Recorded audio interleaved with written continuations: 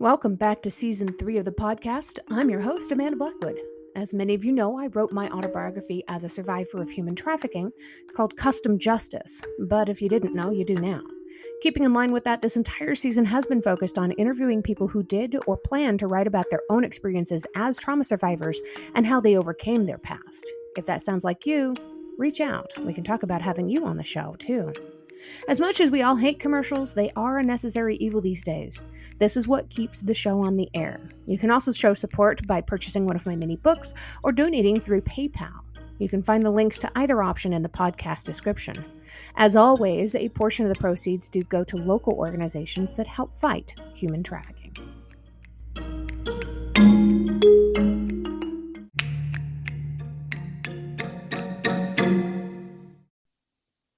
Hey folks, welcome back to the podcast. I have with me a remarkable young lady today by the name of Crystal Lavender. If you guys haven't heard of her, you're probably going to. She's a survivor of child trauma, 20 plus years of drug use, homelessness. There's a lot more stuff too, but I'm gonna have her tell you about it. She tells a lot better than I do. Welcome to the show, Crystal. Thank you very much, Amanda. It's a pleasure to be here. I am excited to meet you. We originally met through a service called Podmatch. I'm brand new to that service, so if there's other podcast hosts out there that are looking to book guests, this is a great way to do it because I don't know that I would have found you otherwise, Crystal. Your story is just incredible. Can you start by telling us just a little bit about where did you grow up? What part of the world were you in? Well, I kind of grew up all over the place. For not being a military kid, I sure moved around a lot. I was born in Orange County, California, and then we moved to Georgia, and then we moved to Florida, and then we moved back to Colorado, and I've lived all over the place. My last guest actually had kind of the same story, not military family, but still moved all over the place. I'm pretty sure I went to like 14 different elementary schools. Oof, that is far worse than me. And I actually was in a military household. I have moved 43 times myself. Hopefully, now in my adulthood, I've actually stayed in one spot for 10 years, which is the longest I've ever stayed anywhere ever in my life. So wow, I found some sort of stability in my later adulthood, but yeah, I moved around a lot as a child. Yeah, well, and it's hard to find that stability too. You know, it seems so evasive for so long.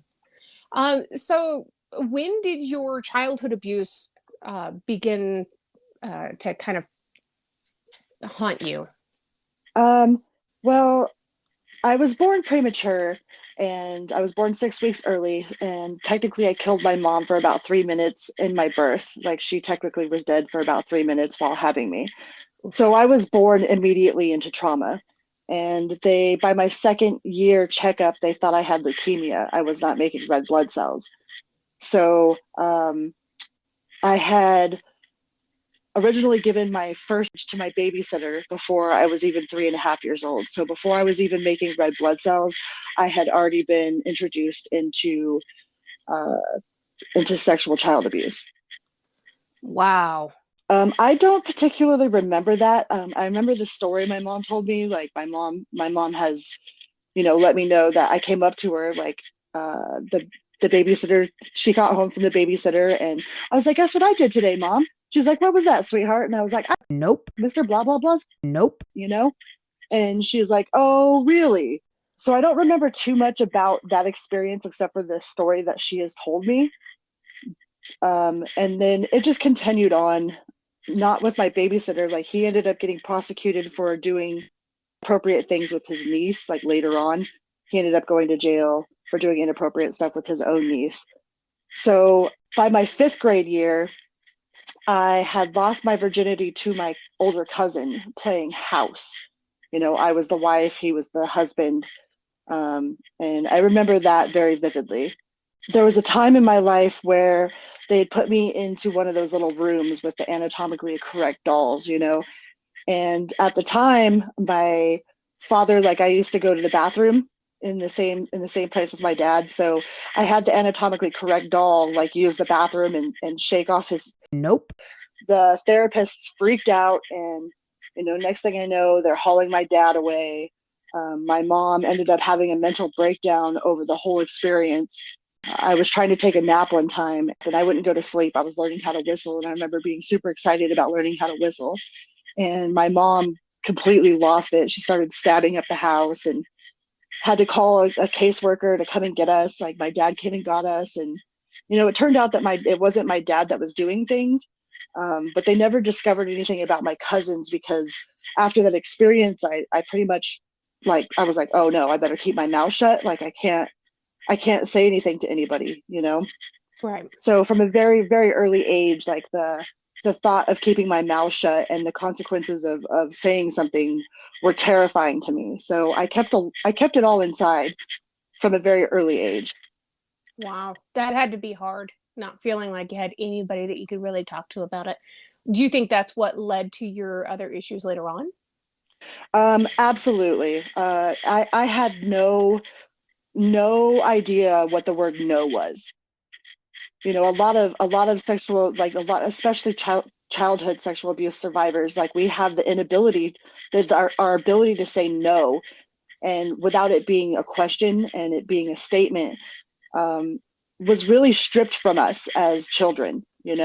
Right. The fact that we didn't feel like we could tell the person no, or the person that we love no, or whoever was hurting us no, and even if we did say no, it continued to happen anyways. And then once you speak up about it, usually people don't believe you, or they victim blame, or um, they don't take it seriously. So most of us childhood sexual abuse survivors had no ability to say no.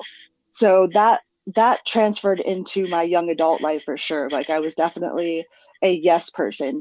I did a lot of things and put myself in a lot of positions, especially sexual wise, that I think I had more sex with people that I didn't want to have sex with than people that I did, because Right. I had no idea how to say no. It's just like, okay, well, if you don't fight, you're not going to get hurt. If you just let it happen, it'll be over with. Like my disassociation was probably my all-time favorite escape mechanism. I spent a lot of my teen years there too. I mean, and it didn't seem scary at the time, but Right. once I had my own child and realized all of the things that I had already been experiencing and had already been doing, it blew my mind how much my innocence was really shattered. Yeah.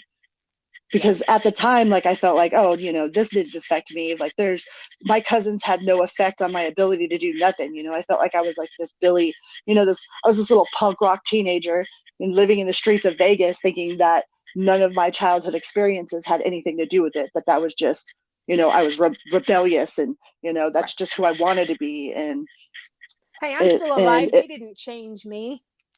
yeah, exactly. They didn't do nothing to me. I'm good. Yep. So it took way to my adulthood to find out that no, that really, really did affect me. Right. And it was Ah, hard to admit. oh yeah. Oh yeah. Yeah. And I It went was through really that hard to too. admit. There was a So lot of that kind of stuff in my own past that I wasn't willing to admit until 2019. That was, yeah. it's hard when you come to that moment where you start to have to acknowledge, hey, this did happen to me. And this is linked to all these other things that I went through. How old were you when the drug use started? Um it was right around my 13th birthday. We had just moved into a trailer park off of Washington Avenue. I lived in Las Vegas at the time. And I remember being so excited to finally have my own room. And my 13th birthday came with a lot of new changes. Not only did I have my very own room, I now had this phone that was now super glued to my head. And the cute older guy with his own place and own car wanted me, of all people, to come over. So I devised a plan to sneak out of my house. House was the very first time I'd seen it. And from the very first time I'd seen it, it came in a brick. And at 13 years old, I thought I found the love of my life, and we even had the same name. My name is Crystal. And Oh, from from the time I was 13 years old, like I was in my first drug rehabilitation by 14. Like I hit the ground running from wow. 13 on. And this And plagued you for a long time, it seems like. yeah, off and on, methamphetamine was my drug of choice. It was something that I had battled with from the time I was 13 until I found out I was pregnant when I was 21. And Wow. then after that, I went to drinking, um, because at least I wasn't smoking meth. I didn't think that there was a problem with the drinking, even though I was drinking like 3 or 4 30 racks of PBR and a couple half gallons of Kentucky Deluxe. At least I wasn't smoking meth. So I always kind of like justified having alcoholic boyfriends or the drinking that I was doing. Because, like I said, I grew up, I was very much a punk rocker. Like I had a mohawk, I had dreadlocks from the time I was 17. I was a lead singer for a punk rock band. I'm a tattoo artist. Like I hitchhiked all over the country. I was homeless on the streets of Vegas by the time I was 15. And not to say that I didn't have a home. Like my mom was a single mom. Like me and my mom and my little brother all lived in Naked City, which is like right smack dab in Las Vegas Boulevard next to the Stratosphere. Me and my mom shared a bed and my little brother slept on the floor. We had like hooker red shag carpet and this neon light in the alleyway that wasn't even big enough for a person that was constantly flickering. My next door neighbor was a prostitute that we all called her Mama. She always just used to try to give us sequin belly shirts, and introduce me to older guys. Oof. Um, and I ran away quite a Right. bit. Like I cry for my mom these days, like having to be a mother to me and a single mother at that. Like my parents got divorced right before my fifth grade year.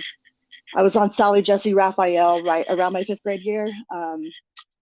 My mom called and they were like, "Oh, does your daughter look older than she is and is driving you crazy?" So my mom called in and they flew us first class from Grand Junction to New York.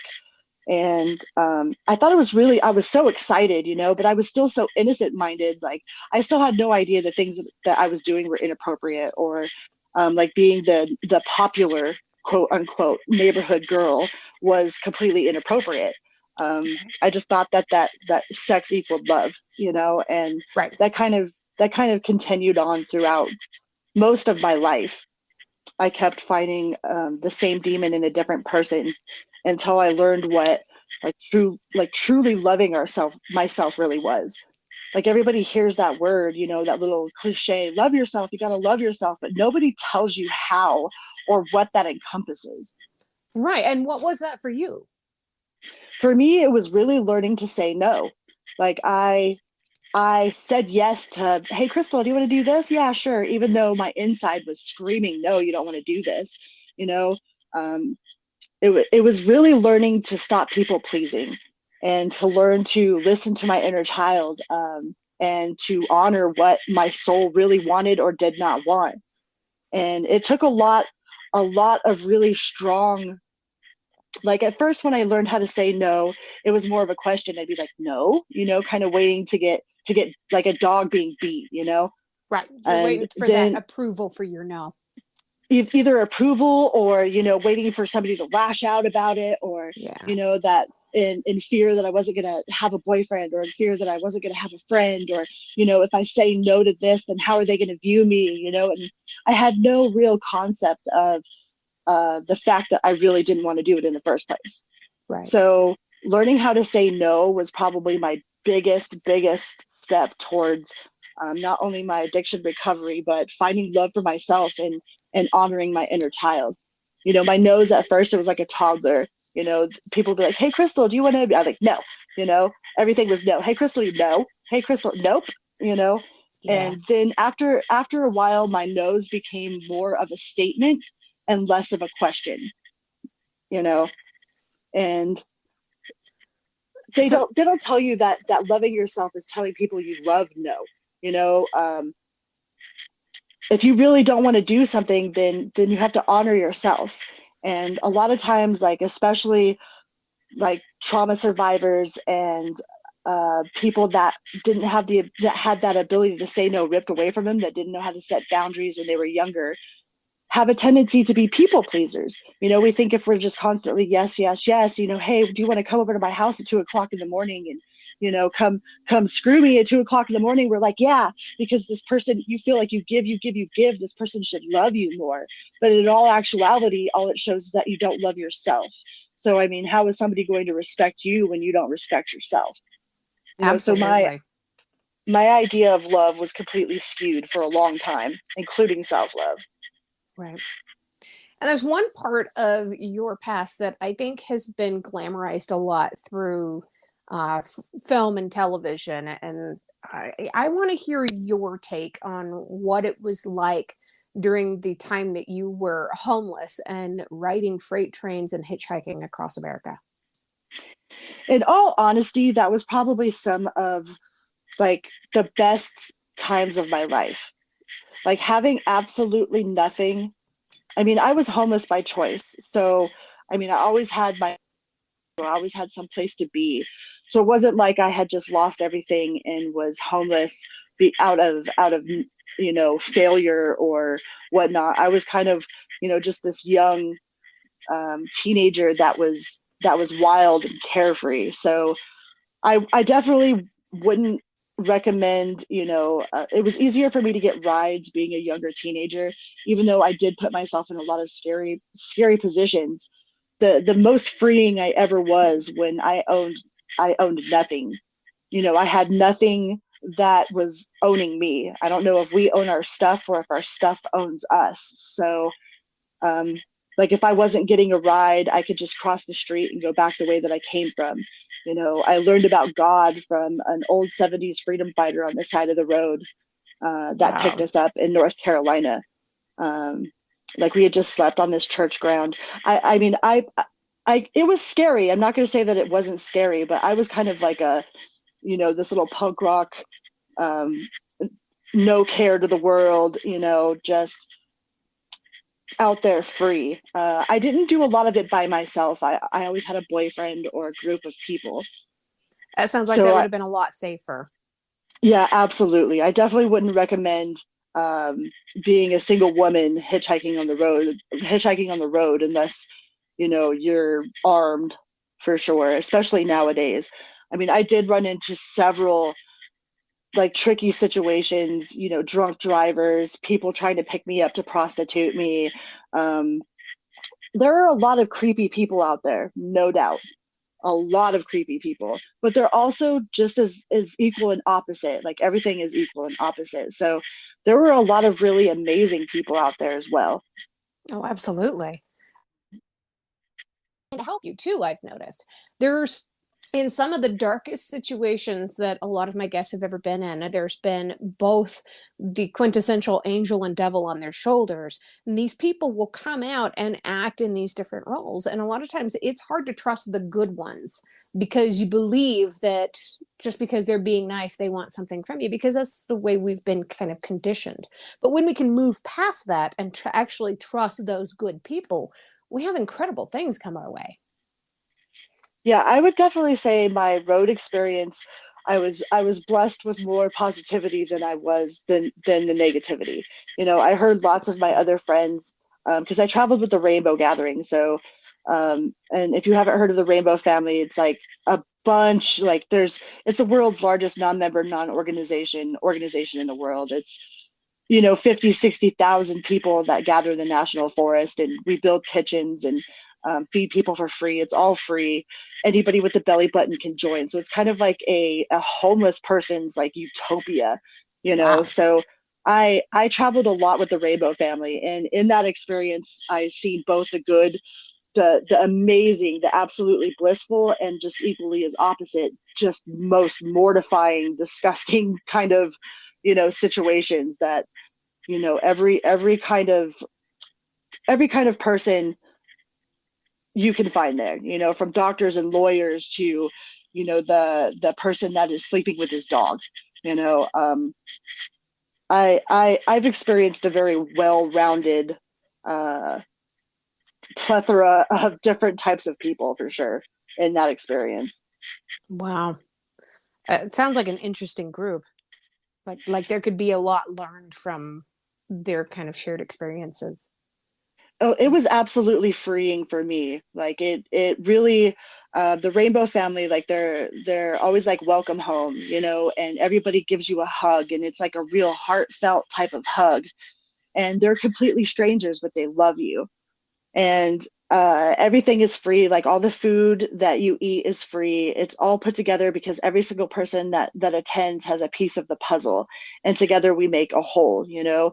And and in that comes a lot of, you know, there is a lot of negativity. There is a lot of, you know, there's some child abuse that goes on. There's a lot of drug use that happens there, but there's also a huge amount of just spiritual awakening and uh, like we reforest the forest, you know, and there is no electricity, there's no porta potties, there's no, you know, everything is brought in and set up by hand. You know, they build stages, and just some of the architecture that people are able to do with some rope and some trees is amazing. But that was a huge part of my life, was traveling with the Rainbow family and hitchhiking and hopping trains. And Wow. it kind of saved me when I was younger. It gave you a new family, it sounds like. Yeah, Somewhere to, absolutely. yeah, it's kind of cool. I mean, I'm sure a lot of those people probably had similar experiences to what you went through. And there's this sense of community that we have when we talk to people who can empathize with and understand what it is that we've been through when the rest of the world really just can't ever get it. For sure. And it's called the family. It's like it's made up of all colors, all religions, all nationalities that all form together, and they're known as the Rainbow Warriors. Um, That's cool. Is and there and sometimes information? they go Sorry. ahead. Is there information if people want to learn more about them and to become a part or donate to them? Is there information available on the internet about them? Absolutely. It's just you could look up the Rainbow Gathering or welcomehome.org. It Oh, happens cool. all year long in every single country. I mean, there's been national rainbow gatherings in Israel, in Australia, in Pakistan, like it everywhere. Like it happens everywhere, and it also happens all year long. The winter time, it usually happens in Florida. It's like this trail, but we're also part of the domestic terrorists. They consider us domestic terrorists because we don't pay for permits. We don't um, they don't, like, the government doesn't like it, like that type of gathering with no leader. There is no leader. There's nobody to blame. There's nobody to look like. You can be as involved as you want to be. So it's quite interesting. But yeah, you can Yeah, find them online. There are also videos. Um, and it's not everyone's cup of tea, but it's definitely worth visiting. that's very cool. Seed mean. Starseed, that's really what put me on mission. A starseed is a light being, so like we're all born from source, and there's this planet out here called Earth that kind of did a outsource, like a cry for help from all the, you know, that's off balance. The negative to positive on the planet and the energy is kind of off balance. So it's like the Earth sent out a call for help for volunteers to come and help set the balance back for the Earth, you know, to spread unconditional love to the ley lines of the planet. Um, and a starseed is here as a volunteer to kind of eat the sins of the planet, which I found interesting because my tattoo shop was named Sin Eater. And a sin eater back in the day would eat the sins of a deceased person, like a rich person in town would pay a degenerate in beer and bread to eat the sins of a deceased person that they could get into heaven. So to me, a starseed was pretty much like a sin eater on a galactic scale. And once I found out about being a volunteer, like the whole idea of karma never really made sense to me. I mean, how does a baby inquire so much karma that they're, you know, raped to death? Like that never set well with me. So the idea of being a volunteer to kind of take on all of these traumatic experiences to be able to transmute the energy into something light, um, made way more sense to me. It struck a chord inside of my soul that I was like, oh, that's what I'm here to do. I'm here as a volunteer to take on all of these negative things, because I mean, I've still remained such a positive person and such a loving person, and I've always felt like I had like this big mission, but I wasn't sure what it was. And then when I came across across the term starseed or light worker, it just like flooded me with resonance. I started doing research on what a starseed mission was and what a light worker does, and pretty much we're volunteers. That all of these things didn't happen to us. Like we took them on as a contract for our soul to learn how to transmute and to still vibrate in positive energy. Because one person, they'll have parents that are alcoholics and they'll have two children, and one of those children will turn into an alcoholic because their parents are an alcoholic, and the other child will never touch alcohol because their parents were an alcoholic. So it's kind of like we are setting the balance of being able to handle all of this traumatic experience and to turn it into purpose, into mission, like what you're doing, what I'm doing, to help the collective consciousness like rise above their own victimhood. Like they're like the whole planet's kind of in the hood, and we're trying to help everybody out of the hood. Is probably the more understandable way that I can put it. That's pretty cool. And it's cool that you're using your tattoo shop for this too. Is there a correlation between trauma and tattoos typically? I'm not sure. I've never really done any sort of research on that. Like I started hanging out in a tattoo shop when I was like 16 years old. I got my first tattoo, and my mom signed the paperwork saying I was 18. So I was always in the tattoo shop.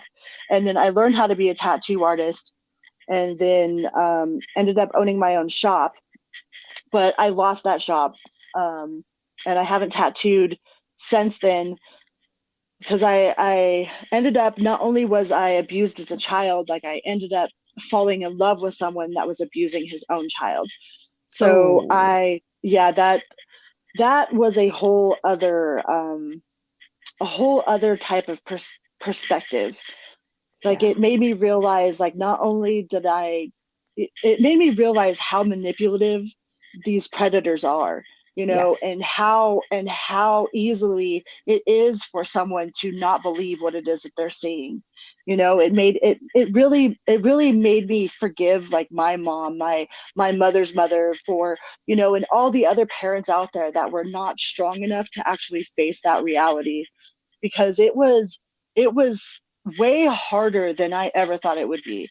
When I was younger, I'd always say, well, if I ever caught a person doing this, like I would just, da da da da da, and then when I found myself in that position, it was really, really, really difficult to really face that reality that the person that I loved was doing these things to his child. Like predators are some of the most manipulative, gaslighting people and they're convincing. They're so convincing. Um, and they like to victim blame, and they put it back on you. And, then you feel guilty for ever questioning them. And, because you honestly, genuinely love this person. So, and they're just playing with you the whole time. I lost my tattoo shop in the process of dealing with the person that I love doing inappropriate things with his daughter. Wow. Well, I hate And to I hear that was you lost your shop, but I'm really happy to hear you lost him. it took a long time. Like they diagnosed me with CPTSD, like because it was my word against his. I did end up calling Child Protective Services, and at that time he wasn't living in my house anymore. And so he just pretty much said that I was a crazy ex-girlfriend, and that I was just out to get him. But nobody knew like the hundreds of hours I spent, like, did I see that? Did I not see that? Staying awake all night, trying to figure out if I was crazy or not. Like I I had a really hard time. Like I was so angry with universe. Like it was one thing for me to go through it, but it was a whole other thing for, like, I was so mad. I was mad at everything, everyone. I pretty much locked myself away, and they diagnosed me with CPTSD, and I ended up on disability. And I was terrified. I was terrified of leaving my house. I mean, I had never had enemies before. All of our friends were the same friends, and he was related to half of the town here, Oof. threatening me. So Anytime that I left my house, it was like I didn't know who was coming around the corner, and I was literally terrified. My mom's ringtone would go off in her pocket, and my startle reflex was so bad that I would just instantly start crying. Oh I man. didn't leave my house for years. It took a long time for me to be able to transmute that type of energy, because nothing really happened to him. I never got to talk to the police. It was my word against his.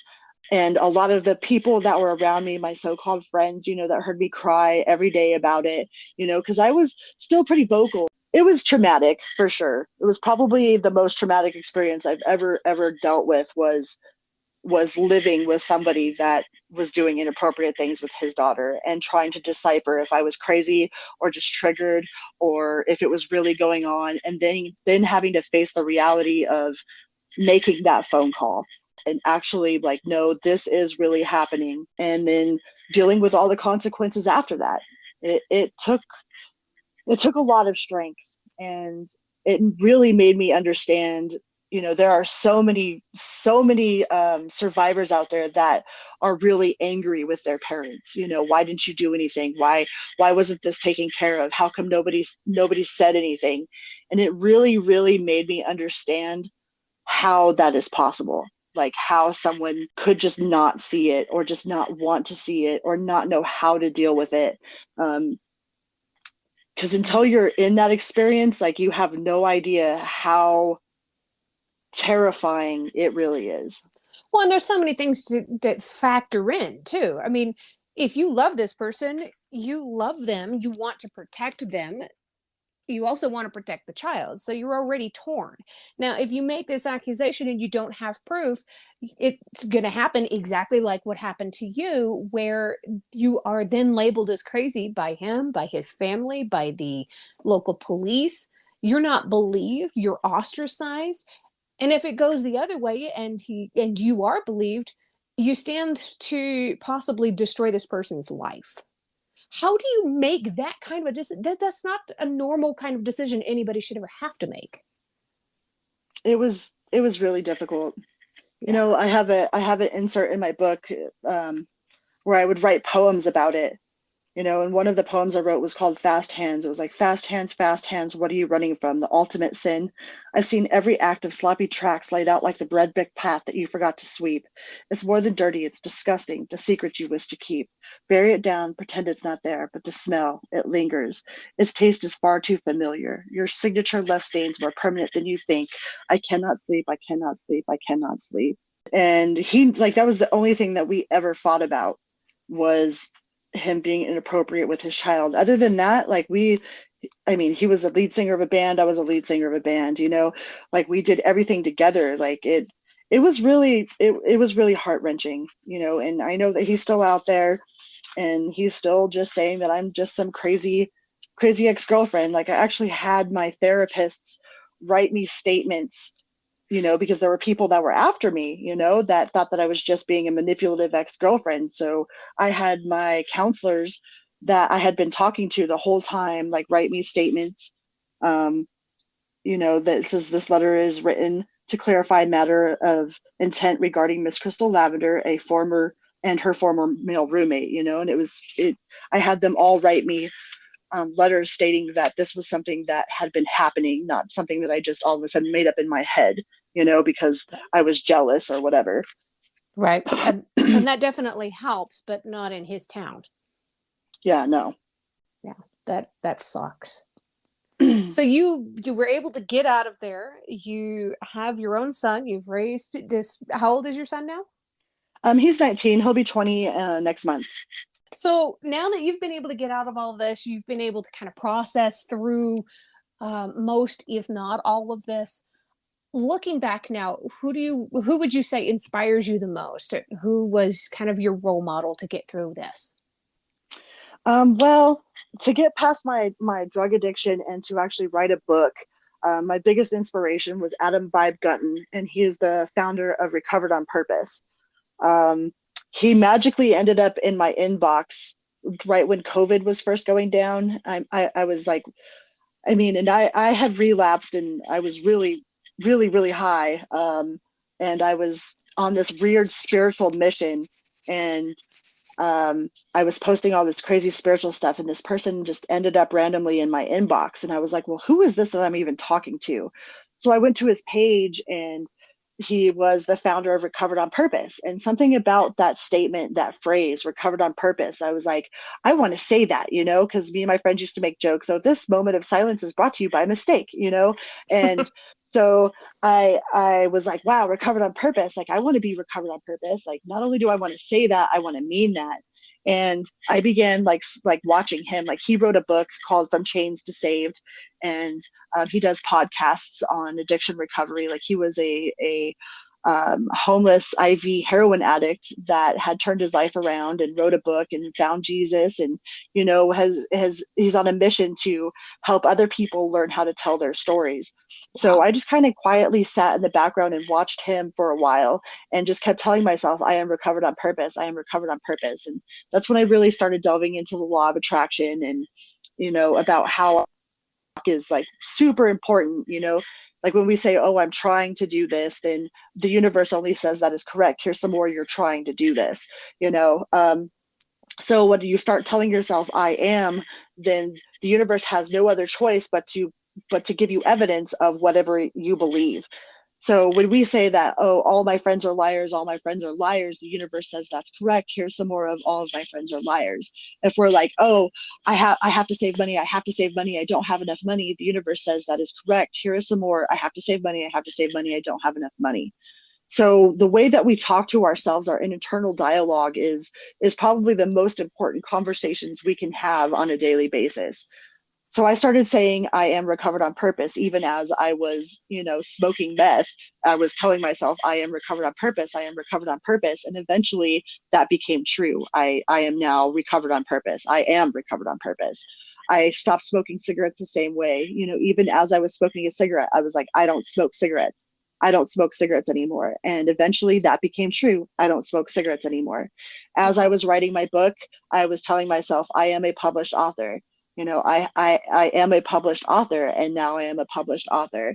And it was a combination of things, but Adam Vibe Gutton was a huge, huge inspiration for me. And I am now a recovery coach through Recovered on Purpose. Like, I work with, and I am a proud family member of Recovered on Purpose. That is And we are, fantastic. I wish I could give you like a standing ovation right now. That is amazing. thank Super you. Like, cool. I love it. I help other people to learn how to tell their story powerfully, because I mean, it was ultimately his testimony that made me want to save myself. And everybody's story, we all have that one way of saying it that this one other person can relate to, and then like, they just needed to hear it in our terms, and then they get it. Like, only my story can relate to somebody that needs to hear what my story can say. And even though we all have our own personal development and our own personal stories, we all have our own way of going about it, and our own way of understanding. So only our story can get to the person that needs it. So I really try to encourage everybody out there, like, every story matters. Every story of recovery matters. Doesn't matter if you started off, if you were just if you thought that, oh, I'm just an alcoholic, my story doesn't matter. Your story matters. If you were, just abused as a child one time and it changed your life, your story matters. Your survival story matters. There's somebody out there that needs you to tell your story. So I definitely encourage people to speak up. Yes. Trauma is not a destination or a competition. It is something that rewires our brains for the rest of our lives. Yeah, absolutely. Yeah. So, Recovery is possible. yes, always, always. And it's never too late. I mean, I published my book on my 40th birthday and dedicated it to my inner child. Oh, that's awesome. I might be 40 years old and just now starting out, but I'm starting. It's a whole different life for me. Like, I'm completely sober from everything. I mean, from the time I was 13 years old until I'm over 2 years sober now. So my sober date is February 14th of 2021.